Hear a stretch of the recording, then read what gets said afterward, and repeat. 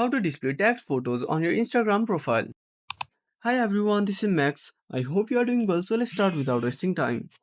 First of all, open up your Instagram application. Now at the bottom right corner, tap on a profile icon. Again at the top right corner, tap on the three lines. Now scroll down a bit and go to tags and mentions. Now tap on review tags. Now go to pending tags. Now select the post you want to approve. Now tap on the three dots. Now tap on select.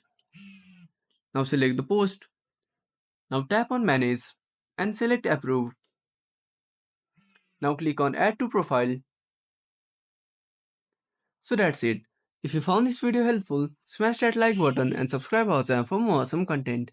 Have a burning question, want to suggest a topic? Drop down a comment below. This is Max signing off until next time.